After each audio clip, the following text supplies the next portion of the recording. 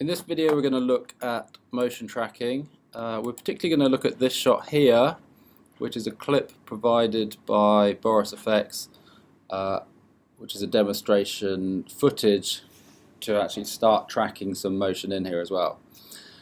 So we have this tablet type item. I don't know if it's actually a tablet or if it's a physical object. I can see it's slightly reflective on there, so it probably is that, but it has a pattern on there, an asymmetrical pattern, which means we can track that as well. And there's a couple of different shots. It's medium shot, the wide shot, and I think there's one more after this that we can note, that was it.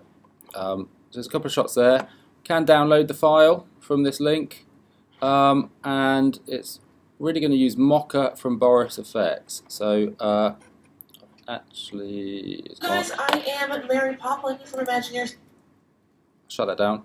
I have downloaded it already, but Boris Effects Mocha is already part of After Effects. So I'm using the CC 2019. I'm not sure when they introduced it into After Effects, but Boris has been around for at least 30 years. So I'm going to file import and bring in my clip. You can do this with image sequences as well, so we'll look at that, but this is going to be a footage file, and so I'll select that. I'm going to import it as footage and just open that into the scene. So once I've done that, the composition area here is empty, so there's no composition. So a very quick way of getting my work into that composition is by dragging it across into this window. If that wasn't the case, if I did have a composition there already, then I can set up a new composition by going here. But all of our work in After Effects is a composition. Everything comes into a composition in which we put our elements. Whether it's an image sequence we've rendered, we just drag them either into the timeline area here, or we can drag them straight into this window at the top, and we'll get a new layer each time we do that. So the layers stack up here. I'll get rid of one. I only actually need one, but I need an item that is going to be tracked. So I'll import another file. I'm just going to find an image that I want to replace over that green areas there. So I've got a NASA image here. So I can drop that into my scene as well, and that is I think it's a NASA one, but I probably downloaded it from a newspaper. That's something like a black hole or a sun dying or something like that. For now I'm going to turn that off. On the left here I've got the eye icon, which turns the layer on and makes it visible or invisible. Also the audio one next to it. But I want to track this scene here. So there's a few shots in there. So I'm actually just going to, I can cut this into just following one shot. So I'll probably go to this one here. And I'm just going to drag that clip to that point where the play head is. And if I hold down Shift, it jumps to that point. Again, if I hold down Shift when I get down towards the 0 point here, I can make that jump to there. If I press I on the keyboard, it goes to the in point of that clip. O will go to the out point. I'm also going to change the composition settings because I've got a lot of area on the back that I don't need, and I can go to composition settings and just change the time of that clip.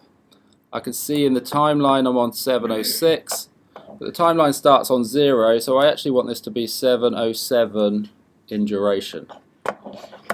So that's just got the item I want to track, the shot I want to track in one single scene. I'll save that now. Compositing Mocha demo. And then from the animation tab up here, I can say track in Boris Effects Mocha. So I've got that layer selected here, and that brings up in my effects controls on the left options of how I'm going to work with that. I haven't got any data because I haven't tracked it yet, but if I click on the icon here, it should launch Mocha and allow me to do an analysis of that footage or define an area that I want to track, and then track it. So I'm in the midpoint of this clip. I can move along there because I want to get the view which is the most standard view that I'm going to be working with. And there's a few ways of doing it. I can draw freestyle using a spline pen, or in this case a rectangular item will be absolutely fine. So I'm going to draw a rectangle around that screen area there, and that's defined in the red area what I'm trying to track, and then it has an area outside that at the edge of the blue sort of lines, which has the white markers around it, which is where it's going to search for that. So this optimizes the process of searching. If it was moving very fast, we could expand that blue area, but you should be able to expand just the blue area itself. But that's enough for this to actually think where's it moved in the last position. And I've got a little green icon down here, which is where I've set up that marker. Along the bottom here, I've got track motion options. I've got selected already translate, scale, rotate, and perspective, which brings on the skew. So this item is going to come up from out of shot down here. So it is going to be rotated, and it will scale as it's going forward. So I've got all of those options on. And then the process from there, I think you can get it from the top menus up here. Track forwards or track backwards throughout this footage. So I'm going to use the icon here, press track forward. It'll spend a little bit of time setting up, and then we should see it play through each frame. If I want to stop or it's jumped to the wrong place, I can press stop here. But now it is, I can see the icon moving along the bottom here, and although it's not updating the screen image, it is processing each of these. So I'll just let that run. What this is doing is defining where this item is tracking over each frame of the video, and this will get transferred back into my original layer as source information. So I don't know if we can see, while that's going on, I don't know if we can see in the background here, these parts of information here will be the tracking data. So it's not actually doing anything to our main shot, but it's storing that information inside this effect plugin that we've applied. So each frame will have this information, and once we've tracked all the way to the end, I'll go back to this midpoint and track from that point back to the beginning.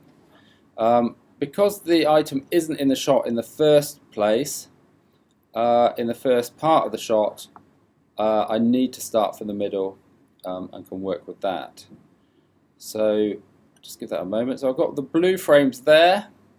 So if I track through that, I can see that my frame is moving slightly with that. There's not huge movement on this, but I can also go back for the main part of the movement, which will be earlier in the shot, where the iPad rises up into the screen and works. So like I say, the image on that green plate is asymmetrical. It has a triangle, which does have symmetry, but on the top you've got some segments of the triangle, so it's easy to know if it's the right way up or upside down. See, there we're getting more movement. It is playing that through for me now. The other shots may have just been very still. There's a lot of movement in there, and the only difficult part of this track is when it goes out of shot. But it's unlikely to cause us a major problem. There, that's out of scene. So it's kind of tracked it down. It hasn't squashed it on that area. So we just don't have we don't need to have an item until it's risen up to that, and we may hand animate the first couple of parts of the shot as well. So it is still tracking what it thinks it's supposed to be tracking. Tracking terminated prematurely. One or more layers were not tracked properly. Try increasing the minimum percentage of pixels used. So it's kind of run out of steam on that one, which is absolutely fine. I can save this project, which actually saves it back into the Maya file, and all of my work's been done on layer 1. So I can check through that, and from this point there we've got an excellent track.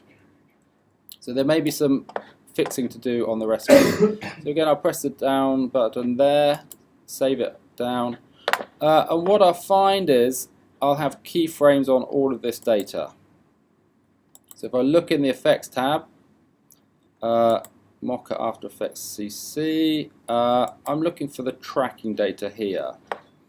Now it hasn't got keyframes, but if I do create track data here, if I click on that and select layer 1, I can get that information into this scene here.